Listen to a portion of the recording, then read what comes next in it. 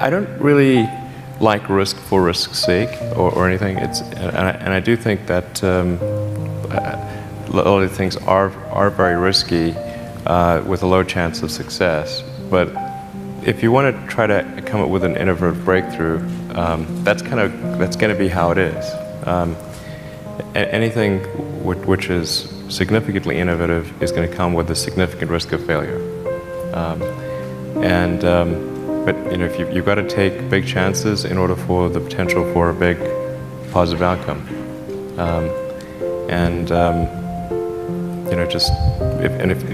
If the outcome is exciting enough, then taking a big risk is worthwhile. Yeah. There are many more ways to fail than to succeed. So you have to explore. Particularly like for a rocket, there's like 1,000 ways a thing can fail, and like one way it can work. So you could have a lot of rocket failures to explore all the ways in which it could fail. But I do think that one great thing about Silicon Valley is that failure is not a big stigma. So it's like if you try hard and it doesn't work out, that's okay. Like you can learn from that and do another company, and it's not a big deal. Really liking what you do, whatever area that you get into. Given that even if you're the best, there's always a chance of failure.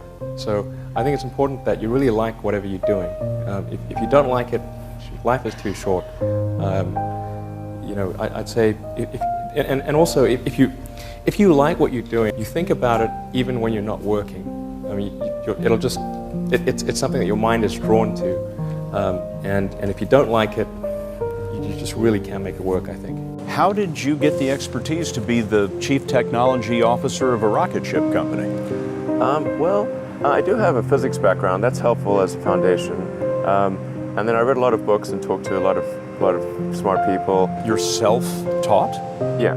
Well, self-taught, yes, meaning I don't have an aerospace degree. So how did you go about acquiring the knowledge? Well, like I said, I read a lot of books, talked to a lot of people, and have a great team.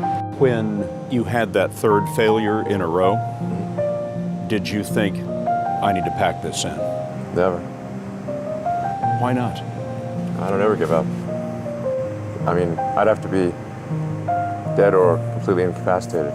There are American heroes who don't like this idea. Neil Armstrong, Gene Cernan have both testified against commercial spaceflight in the way that you're developing it, and I wonder what you think of that. I was very sad to see that, because those guys are, those guys are heroes of mine, so it's really tough. I wish they would come and visit and see the hardware that we're doing here. And I think that would change their mind. They inspired you to do this, didn't they? Yes. And to see them casting stones in your direction. It's difficult. Did you expect them to cheer you on? Certainly hoping they would. What are you trying to prove to them? What I'm trying to do is to make a significant difference in spaceflight and help make spaceflight accessible to almost anyone. We almost did die at SpaceX, actually. So I budgeted for 3 flights. Technically, I did have a plan where I had the money from PayPal. I had like about 180 million from PayPal. And I thought,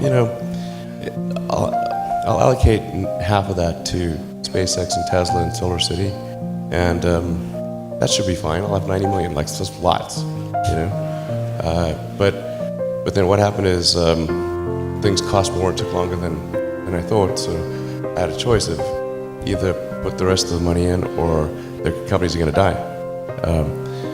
And so I ended up putting all the money in and borrowing money for rent from friends. 2008 was brutal. 2008 we had the 3rd consecutive failure of the Falcon 1 rocket for SpaceX. Tesla almost went bankrupt. We closed our financing round 6 p.m. Christmas Eve 2008. It was the last hour of the last day that it was possible. We would have gone bankrupt 2 days after Christmas otherwise. And I got divorced. That was like rough, man. Permanent scar tissue there. Why is no one else doing these things. Yeah, I mean, SpaceX is alive by the skin of its teeth, so is Tesla. If things had just gone a little bit the other way, both companies would be dead. And I had, like, one of the most difficult choices I have ever faced in life was in 2008. I think I had maybe $30 million left, or $30 or $40 million left in 2008. And I had two choices. I could put it all into one company, and then the other company would definitely die, or split it between the two companies. But if I split it between the two companies, then both might die. And when you put your blood, sweat, and tears into creating something, or building something, it's like a child. And so it's like, which one am I going to let one starve to death? I couldn't bring myself to do it, so I split the money between the two. Fortunately, thank goodness, they both came through. What was your biggest failure, and how did it change you? I have to really think hard about that. Failure. Well, there's a ton of failures along the way, that's for sure. Like I said, as I said, for SpaceX, the first 3 launches failed, and we're just barely able to scrape together enough parts and money to do the 4th launch. If that 4th launch had failed, we would have been dead. So multiple failures along the way. I tried very hard to get the right expertise in for SpaceX. I tried hard to find a great chief engineer for the rocket, but the good chief engineers wouldn't join, and the bad ones, well, there was no point in hiring them. So I ended up being chief engineer of the rocket. So if I could have found somebody better, then we would have maybe had less than 3 failures. You need to work, depending upon how well you want to do, and particularly if you're starting a company, you need to work super hard. So what does super hard mean? Well, when my brother and I were starting our first company, instead of getting an apartment, we just rented a small office and we slept on the couch.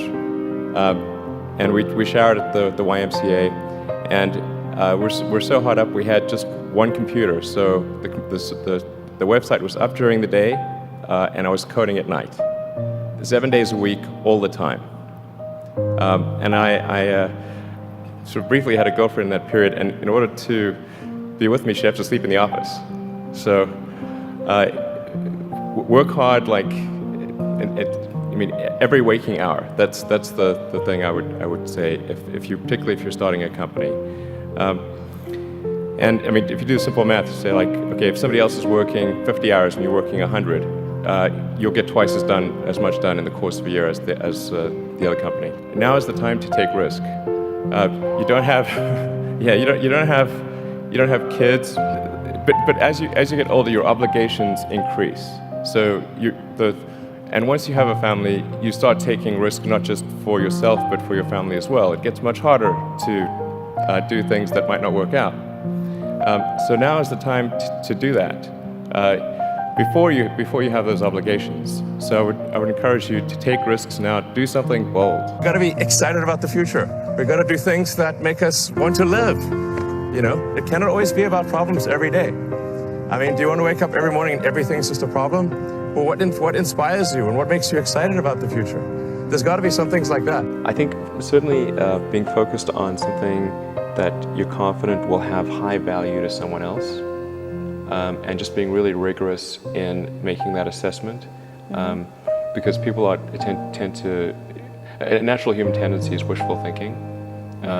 So a challenge for entrepreneurs is to say, well, what's the difference between really believing in your ideals and sticking to them versus pursuing some unrealistic dream that doesn't actually have merit? And that is a really difficult thing to tell. Can you tell the difference between those two things? So you need to be sort of very rigorous in your self-analysis, and then just work like hell. I mean, you just have to put in 80 to 100 hour weeks every week.